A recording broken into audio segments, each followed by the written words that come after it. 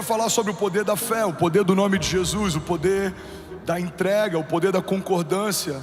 E a primeira mensagem dessa série começa hoje, se chama o poder da oração. Fala para quem está do seu lado: a oração é poderosa. Tem poder quem ora, tem intimidade quem ora, tem relacionamento quem ora, tem discernimento quem ora, tem governo quem ora, se antecipa quem ora. Mas muitas vezes a gente olha a intercessão como sendo o ministério de alguém e a oração como sendo algo pontual, quando na verdade todos fomos chamados a sermos intercessores. A intercessão, eu já falei sobre isso, mas eu preciso relembrar para alguém, significa alguém que está entre sessões. Então um intercessor é alguém que se move entre os céus e a terra. Então você ouve a realidade dos céus e você comunica o que ouviu para a terra. Você enxerga a realidade nos céus e você compartilha o que você viu na terra. E quando você atrai os céus para a terra, algo sobrenatural acontece. Esse é o princípio da oração. Mas eu quero falar hoje sobre algo que é muito poderoso. A gente olha para Jesus e a gente vê que Jesus, em vários momentos da sua história, orou antes e depois de um grande mover. A Bíblia diz que Jesus, ele orou antes do seu batismo, ele orou em desertos, ele orou em momentos difíceis, ele orou quando tudo ia bem. E a partir do modelo de Jesus que eu quero que a gente mergulhe na palavra de hoje. Você está comigo? Diga amém. Primeiro princípio, antes de falarmos sobre qualquer coisa, é o entendimento de que Deus sabe o que você precisa. Olha para mim, irmão. Deus sabe o que você precisa antes de você falar. Mas por que precisamos falar, pastor? Porque quando falamos com Deus o que a gente precisa, não é para comunicar algo que Ele não sabe, mas é para expor a nossa dependência ao único que pode suprir a nossa necessidade. Quando Jesus pergunta para aqueles homens enfermos enquanto caminhava na terra o que Ele queria que Ele fizesse, Jesus não precisava de uma informação sobre a doença que eles tinham. Todo mundo sabia que aquele cego não enxergava, ou que aquele paralítico não andava. Todo mundo sabia que aquele leproso estava longe de casa e que ele tinha lepra e precisava de um toque. Mas quando Jesus pergunta: o que queres que eu te faça? Jesus está dando àqueles homens a oportunidade de estarem expostos diante do Deus que pode todas as coisas. E é isso que está acontecendo nessa noite. Jesus está perguntando para pessoas aqui: filho, o que queres que eu te faça? Qual é a sua necessidade? Qual é a sua impossibilidade? E a partir dessa vulnerabilidade que o meu milagre começa a ser gerado. Há alguém comigo aqui? Diga amém. Salmos 37:18 diz assim: o Senhor cuida da vida dos íntegros e a herança deles permanecerá para sempre. Em tempos de adversidade não ficarão decepcionados, e em dias de fome desfrutarão de fartura. Será que alguém pode dizer glória a Deus por isso? Sabe, a oração é um momento da gente conectar céus e terra, é um momento da gente compartilhar nossas necessidades, é um momento da gente agradecer por tudo que viveu. Mas a oração faz muito mais do que suprir o que você pediu ou te dar o que você precisa. A oração te torna mais parecido com Jesus. Eu não lembro de quem é o autor, mas essa frase, ela me impactou. Eu vi um tempo atrás, ela dizia assim: cada vez que eu oro, Deus tira algo meu e coloca algo dele. A oração faz um homem sanguíneo se tornar mais paciente. A oração faz um homem que é escasso se tornar mais generoso. A oração faz com que a gente se quebrante. É impossível você permanecer inflexível na presença do Deus Todo-Poderoso.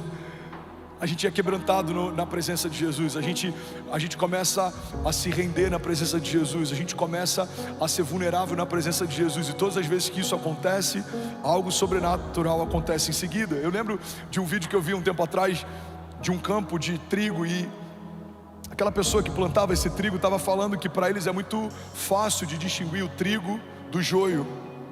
Aos olhos naturais, para a gente é quase impossível. Eles parecem a mesma coisa, mas para quem trabalha com isso todos os dias, para eles é muito fácil.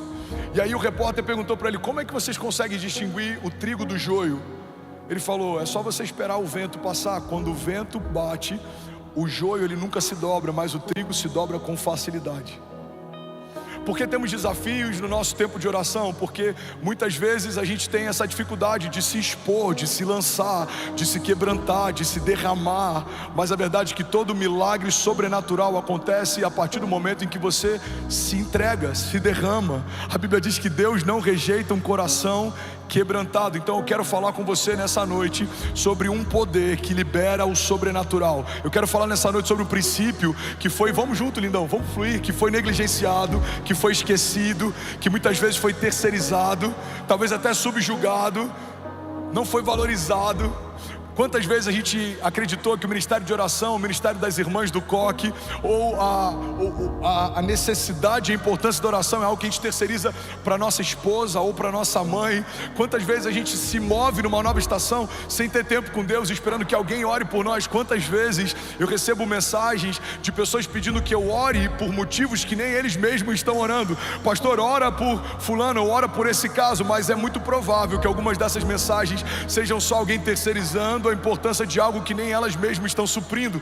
Mas a Bíblia fala a respeito de homens de Deus que tinham tempo com Deus, e porque tinham tempo com Deus, viveram coisas que homens naturais não viveram. A Bíblia diz que José ouviu dos céus o que ninguém tinha ouvido, por isso ele governou no seu período, no seu tempo. A Bíblia diz que havia uma seca eminente e os magos não conseguiram decifrar o sonho que o faraó havia tido. A Bíblia diz que os sábios e toda a corte não conseguiu decifrar o sonho que Faraó havia tido. Mas quando um jovem que ouviu os céus, ouviu o sonho de Faraó, para ele foi muito fácil discernir o que ele estava sonhando, porque quem ouve os céus governa na terra. A Bíblia fala que Davi era um homem de Deus que estava cuidando do rebanho do seu pai. Não decidiram chamá-lo no dia em que um novo rei seria ungido, mas Deus mandou chamá-lo porque era ele quem Deus queria ungir. E a Bíblia diz que Davi era aquele que tocava a harpa para Saul. Davi era aquele que acalmava o espírito do rei quando ele estava conturbado, porque só dá para você derramar sobre alguém aquilo que você carrega. Davi carregava um pedaço do céu, e quando a boca dele se abria, o céu se manifestava onde ele estava. E não é à toa que Davi é removido de um lugar improvável e colocado no trono mais alto que um homem poderia se assentar, no trono de Israel, porque quem tem tempo com Deus governa na terra. Quem ouve os céus vive o que homens naturais não vivem. Eu estou pregando para alguém aqui nessa noite. Será que tem alguém aqui queimando por Jesus? Agora, quem não ouve os céus anda em círculos, gasta tempo com coisas que não liberam o nosso destino ou que não apontam para o nosso futuro. Quem não ouve os céus demora décadas para viver algo que com Deus poderia viver em anos. Quem não ouve os céus está sempre dependente da palavra profética de alguém que ouve. Quem não ouve os céus está sempre consultando profetas como se fossem videntes, ou está sempre em busca de uma migalha de alguém sendo liberada durante 40 minutos de uma pregação no domingo, porque não tem tempo secreto durante a semana. Quem não ouve os céus se torna consumidor e não filho, se torna cliente e não parte da igreja. Quem não ouve os céus, irmão, assiste milagres, mas não consegue liberar nenhum. Quem não ouve os céus até crê que Deus faz algo, mas não crê que Deus vai fazer na sua própria vida. Quem não ouve os céus tem medo do futuro, tem medo do inferno, tem medo dos demônios, tem medo da inveja, tem medo dos levantes. Mas quem ouve os céus pode declarar com autoridade: mesmo que eu ande pelo vale da sombra da morte, mal nenhum eu temerei, porque tu, Senhor, estás comigo. Podem 1000 cair ao meu lado, 10.000 à minha direita, mas eu não serei atingido. Alguns confiam em carros, outros confiam em cavalos, mas nós confiamos no Deus da nossa salvação. Alguém comigo aqui, pelo amor de Deus, diga amém. A Bíblia diz que os ímpios fogem sem que haja ninguém a persegui-los, mas os justos são ousados como um leão. Você vê a diferença de quem tem tempo com os céus e de quem não tem tempo com os céus, de acordo com a forma como eles reagem ao dia mau. Quem não tem tempo com Deus é inconstante quando os dias são maus. Quem tem tempo com Deus, ele é inabalável, independente da circunstância. A Bíblia diz que Davi, ele está orando, jejuando para que Deus salve o seu filho, mas quando a notícia de que o seu filho havia morrido chega para o rei, ele troca as vestes, lava o rosto e recomeça. A gente vê inúmeros heróis da fé que sofreram perdas.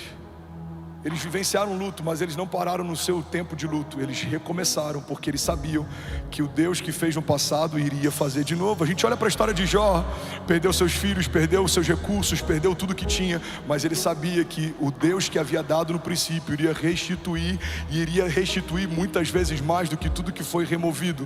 Irmão, quem tem tempo com Deus não depende da opinião de ninguém, porque carrega uma palavra que foi liberada por Deus desde a eternidade passada. Quem caminha com Deus não está refém das circunstâncias e não tem uma fé emocional. Fé não é o que se sente, fé é o que se sabe. Eu sei que o meu Redentor vive, eu sei que porque Ele vive eu posso crer no amanhã, eu sei que o meu amanhã vai ser melhor que hoje, eu sei que eu posso todas as coisas naquele que me fortalece, eu sei que o Senhor é o meu bom pastor e de nada eu terei falta, eu sei que as portas do inferno não vão prevalecer contra a igreja, eu sei que Ele é o meu refúgio, a minha fortaleza, socorro presente na hora da angústia. Por isso, independente do que me cerca, eu sei que a palavra que Deus liberou sobre mim vai acontecer. Se alguém crê nisso, diga amém. Tiago 4:8 diz: aproximem-se de Deus e Ele se aproximará de vocês.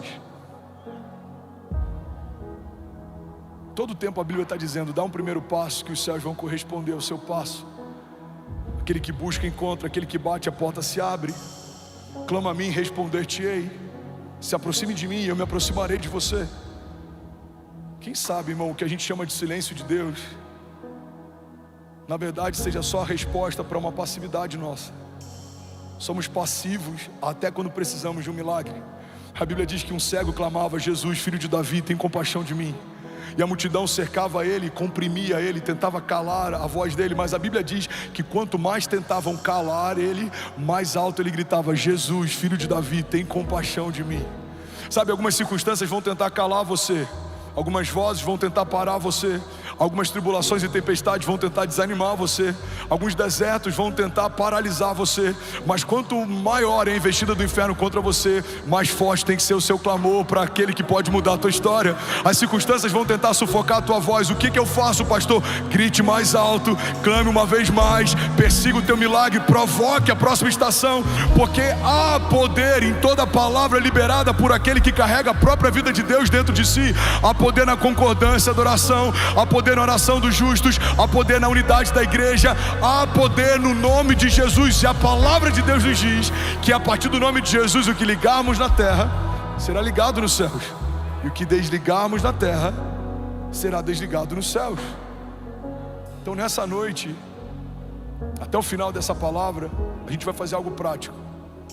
Você vai se colocar de pé daqui a pouco, fechar os seus olhos e abrir a sua boca. E daqui a algumas semanas você vai testemunhar que coisas que você profetizou e clamou hoje, Deus respondeu em dias. Levante suas mãos, deixa eu profetizar sobre alguém aqui. Pai, eu declaro um exército se levantando de intercessores, de homens e mulheres de oração, de homens que carregam sobrenatural, de homens que carregam um sopro do céu. A gente vai falar de palavras de vida e não de morte. Falaremos de bênçãos e não de maldição. Falaremos de futuro e não de passado. Falaremos de promessas e não de propostas. Falaremos de coisas dos céus e não de levantes do inferno. Falaremos de coisas que acrescentam e não de coisas que nos roubam. Falaremos de coisas que nos animam e não de coisas que nos abatem.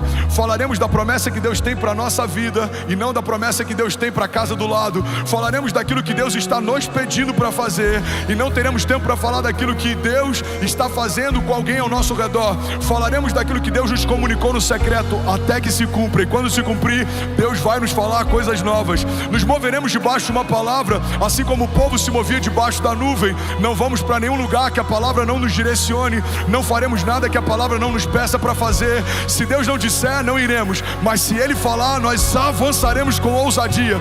Quando Ele nos pedir, nós daremos. Quando Ele falar avance, avançaremos. Quando Ele falar corra, correremos. Quando Ele falar creia, nós creremos. Mas se os céus estiverem em silêncio, perseguiremos um novo som do céu até que Ele venha. Nós cremos, os céus não estão paralisados, porque Deus não é como deuses feitos por mãos humanas, que tendo olhos não veem, que tendo bocas não falam, que tendo mãos não tocam. Não, Deus é um Deus de verdade, que gera milagres de verdade. liberdade. E nós somos o seu povo que se chama pelo seu nome, e nós nos humilhamos, e nós nos arrependemos, e nós clamamos. E a tua palavra diz que se fizermos isso, o Senhor ouvirá dos céus e nos dará respostas. O Senhor mudará nossa sorte, sarará nossa terra. Pai, eu declaro em nome de Jesus uma igreja forte na oração, uma igreja que se move no secreto, uma igreja que carrega a autoridade dos céus. E quando a gente abre a nossa boca, algo sobrenatural não vai acontecer.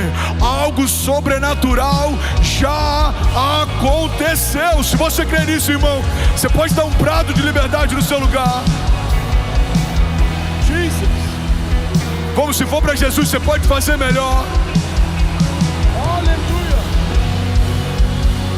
Aleluia. Alguém feliz com Jesus ainda, diga amém. Sabe, Jesus orou no seu batismo, Lucas 3:21. Quando todo o povo estava sendo batizado, Jesus também o foi. E enquanto ele estava orando, o céu se abriu. Uma das maiores incoerências da nossa geração é que desejamos céus abertos, mas permanecemos com a nossa boca fechada. A Bíblia diz que enquanto Jesus ora, os céus se abrem. A Bíblia diz que enquanto Jesus ora, algo acontece. Irmão, Jesus está no seu batismo e ele não deixa de orar. A Bíblia diz que depois que ele é batizado, o Espírito é derramado sobre ele. O Espírito então leva Jesus 40 dias para o deserto para orar. Não tem nenhuma estação que Jesus entre que não seja marcada por oração antes e no final dela. A Bíblia diz que Jesus orou nos desertos, Lucas 5:16. Ele, porém, retirava-se para os desertos e ali orava. A Bíblia diz que Jesus orou a noite inteira antes de escolher os discípulos. E a minha pergunta é: como queremos tomar decisões importantes sem consultar a Deus, se o próprio Jesus não abrir a mão desse recurso? Irmão, Jesus, o Verbo encarnado, o próprio Filho de Deus, parte da Trindade, estava desde o princípio. João diz que no princípio ele era o Verbo estava com Deus, o Verbo era Deus. Todas as coisas foram feitas por meio dele, sem ele nada do que foi feito se fez. O autor e consumador da nossa fé, o maravilhoso conselheiro, Deus forte, Pai da eternidade, Príncipe da paz, está orando incessantemente antes de escolher os seus discípulos, porque ele não fazia nada que ele não tinha visto o Pai fazer, e ele não falava nada que antes ele não tivesse ouvido o Pai falar. Mas quantas vezes a gente assina contratos ou entra em sociedades, a gente toma decisões ou acessa portas sem que Deus tenha nos dado respostas. A pergunta que a gente precisa fazer nessa noite é: se o próprio Jesus não se movia sem antes ter uma palavra de Deus, como a gente ousa se mover sem que Ele fale? Olha o que a Bíblia diz, Lucas 6:12. Em um daqueles dias, Jesus saiu para um monte a fim de orar, e passou a noite orando a Deus. Ao amanhecer, chamou seus discípulos e escolheu 12 deles, a quem também designou como apóstolos. A Bíblia diz que Jesus orou antes da multiplicação dos pães e peixes. Isso é uma coisa extraordinária, porque a gente vê várias vezes Jesus orando e agradecendo antes do milagre acontecer. Dinâmica da fé fala a respeito de celebrarmos antes do milagre acontecer, porque celebrar depois que aconteceu é óbvio, mas celebrar antes de acontecer é fé. Uma mulher estéril que celebra o filho antes de saber que está grávida, uma família quebrada financeiramente que celebra o novo de Deus antes de um novo contrato chegar, um casal que se divorciou, mas já celebra a boda de casamento, mesmo que o marido ainda não tenha voltado para casa, pais que celebram a restauração de um filho viciado, mesmo que ele ainda não tenha aberto mão de um vício. Irmão, isso é fé. A fé é trazermos à existência coisas que não existem, é tratar coisas que não são como se já fossem. A Bíblia diz que Jesus, antes de multiplicar o pão, já agradece pela multiplicação. João 6,11 diz assim: então Jesus tomou os pães e deu graças e os repartiu entre os que estavam sentados, e tantos quanto queriam comeram, e o mesmo ele fez com os peixes. Mas a Bíblia também diz que Jesus orou depois da multiplicação. Mateus 14, 23. Tendo despedido a multidão, subiu sozinho ao monte para orar, e ao anoitecer estava ali sozinho. Alguém pode dizer glória a Deus por isso? Irmão, olha para mim, pega isso aqui. Todo tempo de secreto gera recompensa pública. Jesus ora quando ninguém vê. O que ele faz no dia seguinte, todos veem. Jesus ora no deserto enquanto ninguém vê. Quando ele começa a operar em milagres, todo mundo vê. Jesus ora antes dos pães serem multiplicados. Depois que os pães são multiplicados, ele se separa para orar também. Jesus ora antes de ser batizado, enquanto é batizado, e depois de ser batizado também. Jesus ora antes de escolher os discípulos, e quando ele está quase entregando o seu espírito nos seus minutos finais de vida também. O que vemos na vida de Jesus, muitas vezes, é uma vida de poder sobrenatural, mas o que não percebemos na vida de Jesus é que esse poder sobrenatural não é causa, é consequência. É uma vida de oração, gera poder sobrenatural que opera milagres. A igreja anseia por viver milagres, sinais e maravilhas, mas para isso precisamos ter uma vida firmada em oração. Paulo diz que a oração no Espírito, ela é infrutífera para a nossa mente, ou seja, ela não gera nenhum entendimento racional, mas ela edifica o nosso espírito. É como se o Espírito de Deus testificasse ao nosso espírito a respeito das coisas de Deus. Em outro momento a Bíblia diz que essa oração são como gemidos inexprimíveis. Tem coisas que você nem sabe que precisa, mas o seu espírito sabe. Tem coisas que você nem sabe que estão preparadas para você, mas o Espírito de Deus sabe. E quanto mais você tem tempo com Deus, mais sensível você vai ficando a respeito das coisas de Deus. Sabe uma das características que a oração desenvolve na gente? Algo que a gente chama de impressão no Espírito. Você entra no lugar e você sabe, esse lugar não está legal. Você entra numa casa, você já sabe, o ambiente aqui não está legal. Você vai para uma reunião de negócios, você olha nos olhos de quem você teoricamente vai se tornar sócio, você sabe, cara, o olhar dele não está legal. Você entra num culto, você discerne, o ambiente não está legal. Por que você tem esse discernimento? Porque o seu espírito ouve do Espírito de Deus a respeito das coisas de Deus. É um desperdício, irmão, se tornar filho de Deus, mas não acessar os recursos do reino do seu Pai. Ele vai te dizer o que é para fazer, quando é para fazer. Ele vai te dar a palavra de sabedoria na hora certa. Ele vai te dar discernimento de motivações, de atmosferas, de ambiente. A Bíblia diz que o sábio a todos discerne, mas por ninguém é discernido. A Bíblia diz que o sábio discerne tempos e estações. Ele faz a coisa certa no tempo certo. Mas tudo isso é gerado num ambiente em que ninguém vê. Sabe, não são as nossas lives de oração, é a nossa oração no secreto. É quando ninguém ouve o teu choro, é quando ninguém ouve o teu clamor, é quando ninguém ouve a tua oração. É nesse momento que existe algo poderoso sendo gerado nos céus. A Bíblia diz que os céus recompensam o nosso tempo de secreto. Alguém está comigo? Diga amém. Jesus orou ensinando a oração do Pai Nosso, Lucas 11:1. A Bíblia diz assim: certo dia, Jesus estava orando em um determinado lugar, e tendo terminado, um dos seus discípulos lhe disse: Senhor, ensina-nos a orar, como João ensinou os discípulos dele. Então Jesus disse: quando vocês orarem, digam assim, vamos ler junto? Pai, santificado seja o teu nome, e venha o teu reino. Dá-nos cada dia o nosso pão cotidiano. Está em qual versão? Está na versão... Bota na versão NVI, por favor, meu lindo. Eu acho que está na versão Almeida, deve ter uns 60 anos. Eu estou brincando, mas é sério. Volta lá, por favor, lindão. Lucas 11:1, versículo 1. Certo dia Jesus estava orando em determinado lugar. Onde é que ele estava? Orando de novo. E tendo terminado, um dos seus discípulos lhe disse: Senhor, ensina-nos a orar, como João ensinou aos discípulos dele. Versículo 2. Então Jesus lhes disse: quando vocês orarem, digam: Pai, santificado seja o teu nome, e venha o teu reino. Dá-nos cada dia o nosso pão cotidiano. Perdoa os nossos pecados, pois também perdoamos a todos os que nos devem, e não nos deixe cair em tentação. E algumas versões diz: mas livra-nos do mal. Amém. oração do Pai Nosso é uma oração que muitas vezes a gente ora junto antes de um jogo de futebol. A gente vê a seleção brasileira orando antes de uma partida importante, mas muitas vezes a gente ora de forma automática.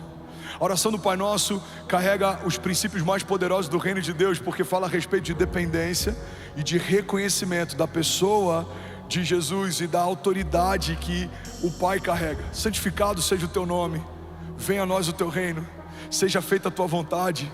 O pão nosso de cada dia nos dai hoje, perdoa as nossas ofensas, não nos deixa cair em tentação. A oração do Pai Nosso coloca a criação no seu devido lugar e coloca o Deus Criador no seu devido lugar também. Quando você ora segundo esses princípios, você reconhece que se não for o Senhor, você não pode nada. Se não for o Senhor, eu não tenho o que comer. Se não fosse o perdão de Deus, eu não tenho nem como perdoar. Se não fosse a vontade de Deus, eu não tenho como me mover. A oração do Pai Nosso é uma oração que foi ensinada por Jesus e carrega alguns princípios que são fundamentais no reino de Deus. A gente vê Jesus ensinando a oração do Pai Nosso, mas a gente também vê Jesus orando na ceia. Mateus 26 diz assim: quando comiam, Jesus tomou o pão e abençoando, o partiu e o deu aos seus discípulos e disse: tomai e comei, isso é o meu corpo. E tomando o cálice, dando graças, deu então para eles dizendo: bebei dele todos vocês. Jesus, ele ora em todos os momentos, e inclusive ele ora na cruz e no Getsemane. Mateus 26:36 é um dos momentos mais pontuais dos evangelhos. Alguém está comigo aqui ainda? Diga amém. Versículo 36 diz assim: então chegou Jesus com eles a um lugar chamado Getsemane e disse a seus discípulos: assentai-vos aqui enquanto eu vou orar. Versículo 39, indo um pouco mais adiante, prostrou-se sobre o seu rosto, orando e dizendo: meu Pai, se é possível, passe de mim esse cálice, mas todavia não seja como eu quero, mas como tu queres. Versículo 42, indo então uma segunda vez, Jesus orou dizendo: Pai meu, se esse cálice não pode passar de mim sem eu beber, que seja feita a sua vontade. Versículo 44, e deixando-os de novo, foi orar pela terceira vez, dizendo as mesmas palavras. Uma oração de Jesus no Getsemane é um dos momentos mais angustiantes dos evangelhos, porque é um momento em que a gente vê Jesus tão vulnerável a ponto de transpirar sangue. Jesus está angustiado, ele sente uma angústia mortal. Jesus sabe que pela primeira vez ele vai ser desconectado da Trindade. Jesus sabe que vai deixar de ser justiça de Deus e vai se tornar pecado. Pela primeira vez, o Filho não vai ser mais um com o Pai e com o Espírito Santo. A Bíblia diz que aquele que não cometeu pecado se fez pecado por nós, para que nós fôssemos feitos justiça de Deus. Mas no momento de angústia, o que Jesus faz não é correr ou fugir, o que Jesus faz é orar. Jesus ora antes da multiplicação. Jesus ora antes de se entregar como um pão partido por nós. Jesus ora antes de escolher os discípulos. Jesus ora pelos discípulos antes de enviá-los. Jesus ora antes de ser batizado. Jesus ora assim que foi batizado. Igreja de Jesus, olha para mim, guarda isso com todo carinho. Precisamos orar em tempo e fora de tempo, se quisermos viver a plenitude do que Deus nos prometeu. Você não vai sustentar as promessas da sua casa se não carregar vida de oração. Você não vai conseguir liberar o destino dos seus filhos se você não tiver encharcado da vida de Deus, porque tem poder quem ora. Muita oração, muito poder; pouca oração, pouco poder. A gente ouve isso há muito tempo na igreja, mas precisamos entender que isso é uma realidade. Quando vemos tantas manifestações acontecendo, tantas curas, tantos sinais, tantas maravilhas, Deus abrindo portas, um mover sobrenatural, precisamos entender que isso é uma resposta pública a pessoas que gastam tempo no secreto. Quanto mais profunda é a sua vida de oração, mais extraordinário vão ser os seus testemunhos. E eu não sei qual é a tua expectativa para 2024, mas a minha oração é para que ainda esse ano a gente possa viver o maior romper da nossa história, a gente possa colher coisas que a gente não colheu, a gente possa viver milagres que a gente não viveu. Mas para isso, irmão, não tem expectativa que sustente um milagre sobrenatural se não for a partir de uma vida de oração. Você está comigo? Diga amém. Os voluntários estão comigo, diga amém. Os pastores apaixonados estão comigo, diga amém. Por que tanta resistência nesse culto? Porque esse entendimento muda a vida de uma igreja. Porque tanto silêncio nesse culto? Porque queremos o fruto de uma vida de oração de alguém, mas nem sempre queremos ouvir sobre a necessidade de orarmos mais. Essa pregação para a nossa geração corre o risco de se tornar até entediante. Muitos querem ouvir sobre avivamento, poucos querem entender como os avivamentos começam. A Bíblia fala que Elias orava e algo acontecia. A Bíblia fala que Josué, a Bíblia fala de homens de Deus, Moisés, Davi, José, Pedro, Paulo.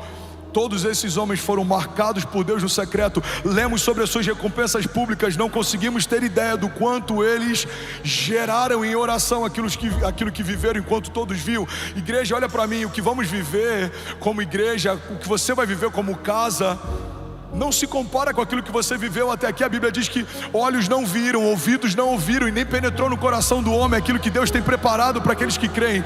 Mas nesse mesmo texto diz: mas Deus já o revelou por meio do seu Espírito. Algumas pessoas me perguntam: pastor, você imaginava viver o que você está vivendo? Não, há 10 anos atrás não, mas há 2 anos sim. Eu vi aquilo que vivemos hoje quando isso era impossível. Se você me perguntar: André, você imagina que aquilo que a gente vai viver daqui a 10 anos, como vai ser? Não, daqui a 10 anos não, mas os próximos 2, Deus já me revelou. A gente não vai andar no escuro, tateando, tentando encontrar um caminho, não. Enquanto você caminha, mesmo que os seus olhos não veem, Deus está dizendo o que Ele preparou para aqueles que creem. E os seus olhos não viram, os seus ouvidos não ouviram, não penetrou no teu coração, mas Ele já revelou por meio do Espírito. E esse é o testemunho dos filhos de Deus.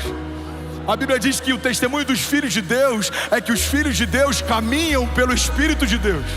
Você não vai andar desenganado, você não vai ficar tentando. Irmão, um homem de Deus não tem tempo para ficar tentando. Você não vai tentar. Pastor, eu estou namorando com uma pessoa, eu vou tentar para ver se dá certo. Pastor, eu estou vendo um negócio, eu vou tentar para ver se funciona. Não, irmão, você não tem tempo para tentar. Você vai acessar o maravilhoso conselheiro e ele vai te dar um conselho de sabedoria, e você vai se mover com assertividade, e algo sobrenatural vai acontecer. E você não vai depender de conselho de homens. Talvez alguns homens vão te dizer: não faça, mas se Deus disse, vai. Porque é melhor ter uma palavra de Deus do que um bom plano. É melhor ter uma direção de Deus do que bons conselhos. A Bíblia diz que existe sabedoria na multidão de conselhos, mas não há sabedoria nos conselhos da multidão. A multidão falaria para Noé: não construa. A multidão falaria para Davi: não enfrente esse gigante. A multidão falaria para Jesus: corra, os soldados estão vindo para te prender. A multidão falaria para Abraão: não sai da sua terra e da sua zona de conforto. A multidão falaria para Daniel: é só você se prostrar e não precisa enfrentar leões. A multidão teria dito para Sadraque, Mesaque e Abidnego: o que custa você se render a um outro Deus, se Deus no fundo sabe que você o adora de verdade? A multidão teria talvez antecipado o ministério de Jesus. Maria tentou fazer isso. A multidão teria talvez abortado o projeto da redenção. Pedro tentou fazer isso. Pedro fala: Senhor, de maneira alguma a gente vai permitir que o Senhor seja entregue. Ele fala: aparta-te de mim, Satanás. Um homem que ouve os céus não se move por conselhos que fazem sentido, mas se move por promessas que foram feitas pela boca de Deus. Você está comigo? Diga amém. Eu quero falar sobre algumas dinâmicas de oração. A gente tem 5 minutos. Alguém consegue ouvir mais 5 minutos dessa mensagem? Diga amém. Somos 13.400 famílias online, mais de 13 nações conectadas. Você pode celebrar quem está com a gente online. Glória a Deus. Primeira dinâmica da oração é que existe uma relação entre oração e o tempo. Fala comigo: oração e o tempo. Eclesiastes 3 diz que há um tempo e uma ocasião determinada para cada propósito debaixo do céu. O fato de Deus não responder a sua oração no tempo em que você espera que Ele responda não significa que Ele não tenha respondido. Talvez a sua resposta só não tenha chegado. A Bíblia diz que Daniel está orando, dias depois chega a sua resposta. Olha para mim e pega isso aqui. Então o anjo se apresenta para Daniel e fala: Daniel, desde o dia em que você orou, o Senhor enviou resposta, mas eu fui resistido pelo príncipe da Pérsia nas regiões celestiais.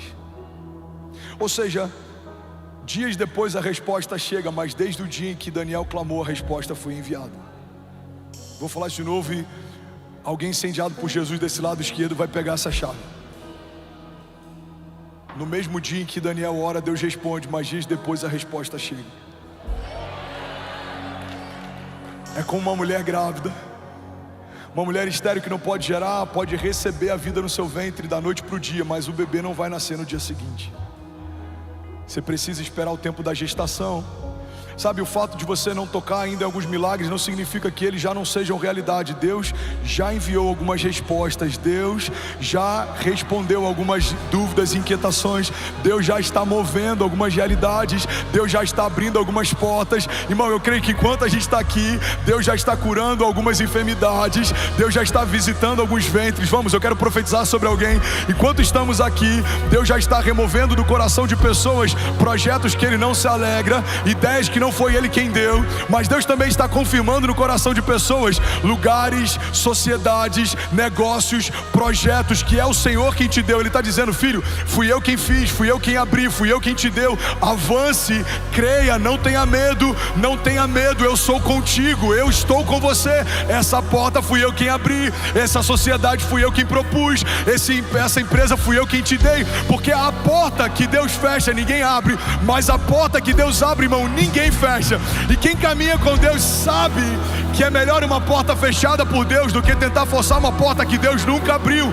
É melhor você ter algo que Deus retirou de você do que tentar retirar de Deus algo que Deus disse que não é mais para esse tempo. Tem lugares que você amava estar, Deus mandou você sair, você não sabe por quê, mas você não ouvia conversas que Deus ouviu, você não viu coisas que Deus viu. Tem lugares que você amava estar, pessoas que você queria com você, mas o próprio Deus retirou. Por quê, pastor? Porque Ele sabe daquilo que você não sabe, Ele vê aquilo que você não vê. Talvez no seu tempo presente não faça sentido algumas renúncias, mas no seu tempo futuro elas vão fazer todo sentido. Tem estações, irmão, que Deus nos pede coisas que parece que agora tudo está desmoronando. Deus remove bases de segurança, Deus remove pessoas, conexões, alianças, mas a verdade é que quem caminha com Deus, mesmo em momentos que parece que tudo está desmoronando, na verdade no seu destino profético está tudo se encaixando. José foi vendido, mas a venda dos seus irmãos deixou ele mais perto do seu destino profético. Irmão, Davi foi esquecido, mas quando o profeta manda chamar, naquele dia a unção liberou seu destino profético. A gente vê muitos homens de Deus que por algum momento eles foram empurrados por uma tribulação ou tempestade, mas aquela tempestade foi o passaporte para o cumprimento de um destino profético. O que seria de José se não fosse a venda dos seus irmãos? O que seria Davi se não fosse a perseguição de Saul? O que seria Moisés se não fosse o genocídio de uma geração? Será que os braços da filha de Faraó teriam recebido Moisés se aquele menino não precisasse fugir da morte lançado num cesto? Será que José falaria para o copeiro e para o padeiro a respeito de revelação de sonhos se não estivesse no mesmo cativeiro em que eles estavam? Será que Daniel teria visto o que viu naquela cova enquanto leões jejuaram na presença dele, se ele não tivesse permanecido fiel e inabalável diante da perseguição? Será que eu e você estaríamos de pé se Jesus tivesse afastado o cálice e não tivesse obedecido à vontade do Pai? Será que a minha casa e a sua seriam salvas se o Filho de Deus preferisse fazer a vontade dele do que obedecer à vontade do Pai? Será que se Jesus não tivesse uma vida de oração, sendo 100% homem, apesar de ser 100% Deus, será que se ele não tivesse consultado ao Pai como consultou no Getsemane, a nossa história não teria sido diferente? Glória a Deus por Judas e pela sua traição, liberou o destino profético de toda a humanidade. Glória a Deus pela venda dos irmãos de José e pela forma como eles passaram a resisti-lo, empurraram José para o seu governo. Glória a Deus pelo cesto que carregava Moisés no rio. A mulher que iria pegá-lo minutos depois liberaria sobre ele realeza. Glória a Deus pelas minhas tribulações e faltas, porque a doença de 2017 me deu autoridade para ministrar sobre enfermos. Glória a Deus pelos desafios que a gente passou quando não tinha direito o que comer, porque isso me deu liberdade para tirar famílias da rua e liberar sobre elas um destino profético. Glória a Deus pelas perseguições ministeriais e homens fortes que tentaram apagar o meu nome, porque eu permaneci fiel e o próprio Deus soprou o meu nome em lugares em que alguns desses homens não têm mais acesso, não podem entrar. Glória a Deus, irmão, pelas lutas e tribulações que, como Paulo diz, são leves e momentâneas, mas elas estão gerando em nós uma glória eterna que pesa mais do que todas elas. Glória a Deus pelos testes, porque são eles quem nos promovem. Glória a Deus pelas faltas, porque são elas que fazem a gente reconhecer o que de fato importa. Quando todas as nossas bases são removidas, a gente se lembra que tudo que a gente precisa a gente já tem. Jesus, o autor e consumador da nossa fé, Ele é poderoso para restituir o que foi roubado. Ele é poderoso para te dar o que tentaram tirar de você. Mas para isso você precisa, irmão, ouvir os céus. Talvez ao seu redor as palavras são palavras de desânimo, de cansaço, de morte, mas as palavras que Deus tem para você são palavras de vida e de eternidade. Talvez alguém perto de você vai dizer: 2024 é o ano mais desafiador da nossa empresa. Mas alguém que ouve os céus precisa se levantar e declarar: não, 2024 é o ano de aceleração sobrenatural. Nunca vimos o que veremos a partir de agora. Talvez alguém na tua família vai dizer: eu nunca vi um ano tão difícil, com tantos desafios. Alguém precisa se levantar nessa casa e dizer: não, 2024 é um ano da dupla honra de Deus. Os céus estão abertos e nada vai faltar. Vamos, alguém comigo? Não vai faltar unção, não vai faltar recurso, não vai faltar direção, não vai faltar alegria, não vai faltar saúde, porque alguém que ouviu os céus está comunicando à terra: é tempo de viver milagres, é tempo de se levantar, é tempo de fluir em dons, sinais e maravilhas. Igreja de Jesus, levanta e resplandece. Alguém comigo aqui?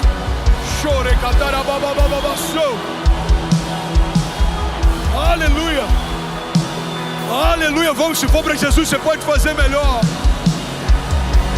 Aleluia. Você vai chegar na sua segunda-feira, e quando você ouvir algo que não coopera com o que Deus te falou, você precisa combater o que ouviu.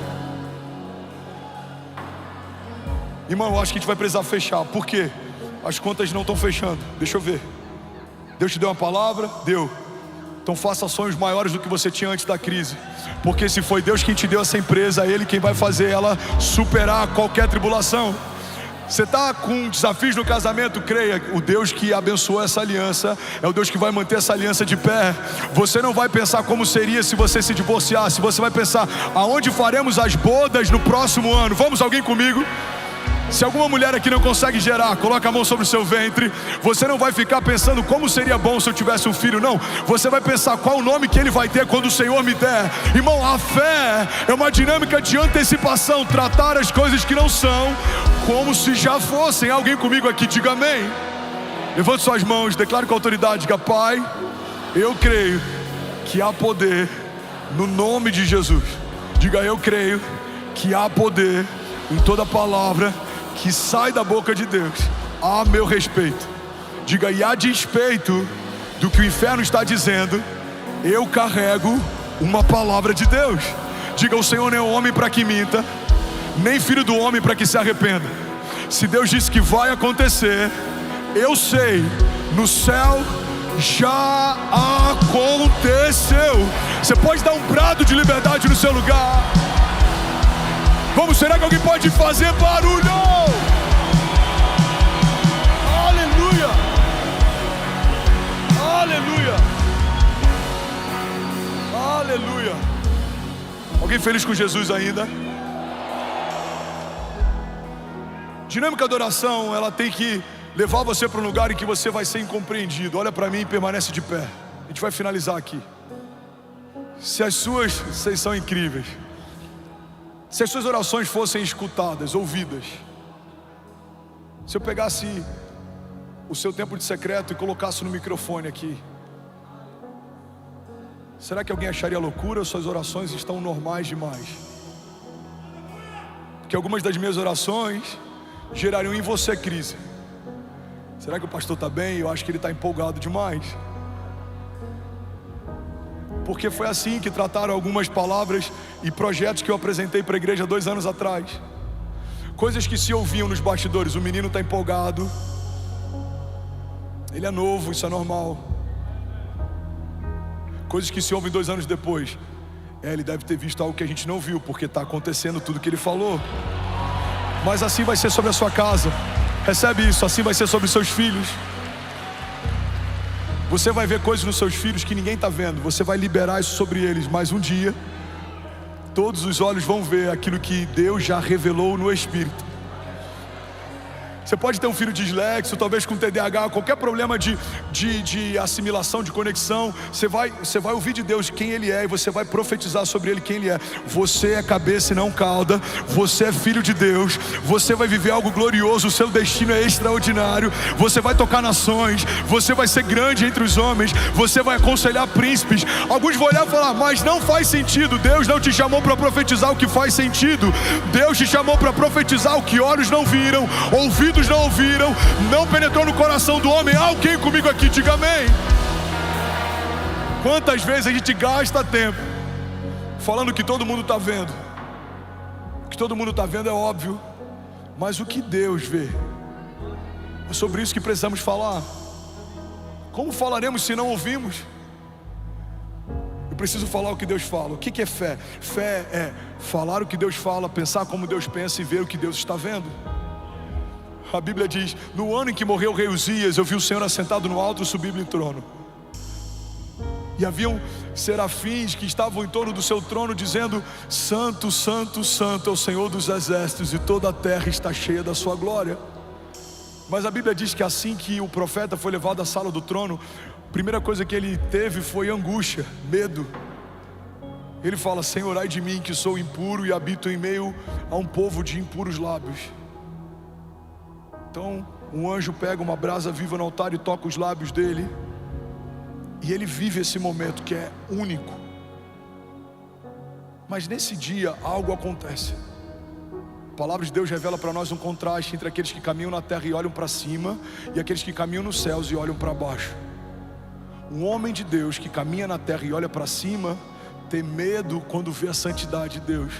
Ele acha que está tudo perdido, ele é um homem puro, e o povo em que ele caminha é um povo de impuros lábios. Mas a Bíblia diz que os anjos de Deus, quando olham dos céus para a terra, eles veem que toda a terra está cheia da glória de Deus. Se você olhar Alphaville da terra para os céus, o que a gente vai ver aqui é status, futilidade, comparação, competição, vendedores de sonhos. Mas se a gente olhar Alphaville dos céus para a terra, o que os céus veem? Eu vejo uma onda de avivamento. Eu vejo um celeiro para nações. Eu vejo um lugar que vai ser chamado de casa de oração, refúgio, porto seguro. Eu vejo uma casa de esperança. Eu vejo uma casa de destino. Se você olhasse para a minha casa em 2017, da terra olhando para os céus, o que você ia ver? Senhor, salva o André. O coração dele está parando, a válvula mitral dele está muito mal, o nível da endocardite dele aguda está muito alto, o coração está tomado. Dava para ver de olho nu no exame do transesofágico, na câmera do transesofágico, dava para ver a quantidade de aglomeração de bactérias. Meu coração estava verde. Mas e dos céus para a terra? O que os céus veem? Esse milagre vai ser testemunhado em nações. Milhares e milhares e milhares ouvirão o que eu fiz. Esse milagre vai desencadear uma onda de milagres de cura. Alguns vão dizer: o Brasil está vivendo um tempo difícil. Se a gente olhar para algumas instituições que cuidam da parte do judiciário, econômico, político, existe uma divisão. O Brasil está polarizado. Mas se olharmos o Brasil dos céus para a terra, o que os céus veem? Nação do avivamento, o lugar de onde vem o último sopro de Deus, um lugar que Deus separou, inclusive dentro da América Latina, com uma linguagem única, para que possa liderar uma onda de avivamento que vai tocar nações. Aqueles que transportam brasas, aqueles que exportam brasas, aqueles que carregam fogo sobre os seus ossos, aqueles que têm fome por mais de Deus. Irmão, o que você precisa fazer a partir do seu tempo de oração é parar de chamar as coisas como elas são e você começar a profetizar como elas serão. Você vai começar a trazer o futuro para o seu presente, o seu futuro vai se tornar real. Você vai começar a trazer promessas para o seu presente e as suas promessas vão se tornar reais.